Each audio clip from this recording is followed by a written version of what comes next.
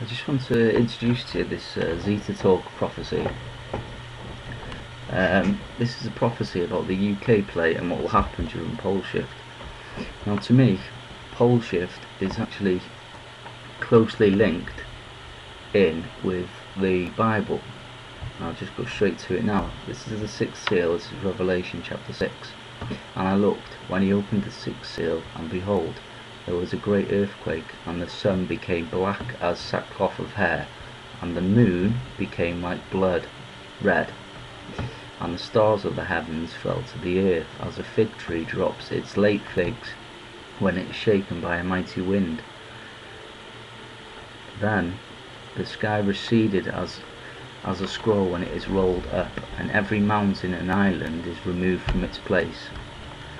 So when you see this bit, and every mountain and island is removed from its place, it's obviously when pole shift happens, the whole crust of the earth will be turned.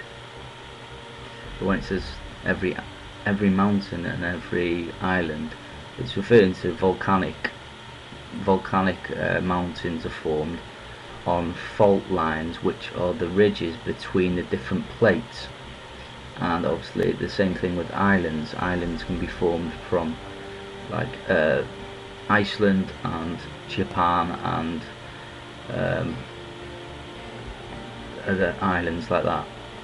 Hawaii, they're all volcanic islands which are formed from the connection between the plates.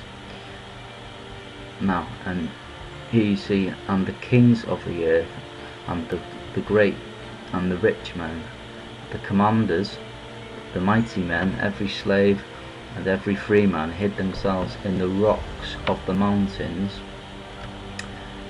and said to the mountains and rocks, fall on us, and hide us from the face of him who sits on the throne, and from the wrath of the Lamb, for the great day of their wrath has come. That's what they say. That's what the people say that are running for their caves. So I just want to take you to ZetaTalk and what it says about pole shift, because here it's in England, this will result in a permanent drop of 75 feet, which is 22 meters. England, however, will not go completely under the waves, but in addition to the stretch action during the shift must be taken into account. At first, during the Earth's rotation stoppage, the water surrounding England may move north towards the poles. Then, during the shift, the waters will dramatically drop as the Atlantic widens. Here is where the danger lies, as within hours there will be a return of the waters with uncontrollable sloshing, and overall drop in the sea level will be apparent. Stay on high ground for at least a day. We have stated that England and the UK in general can anticipate a permanent drop of 75 feet 22 meters in elevation due to the pole shift.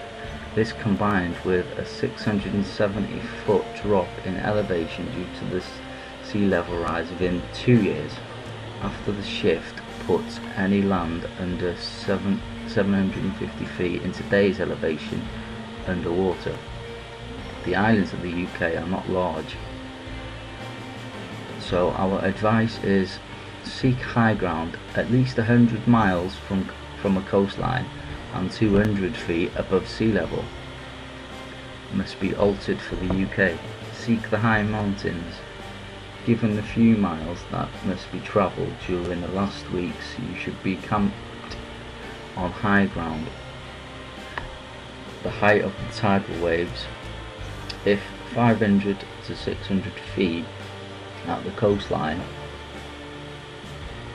and 200 feet 100 miles inland, then what would 50 miles inland present? We have advised for those that would be affected by the European tsunami, European tsunami. We estimate 200 to 300 feet in height. People that will be affected by the European tsunami is obviously people in the southwest of the UK. I'll move on to that in a minute. But this ZetaTalk here, where it talks about pole shift, well, I'll go on and say that it is the opening of the sixth seal. This is the event that's going to cause that this big event. And when it says the commanders run for their caves, what it's referring to is these big underground bunkers that they've made. Huge bunkers that all under the United States. Now, I always thought, why wouldn't they actually make any in the UK?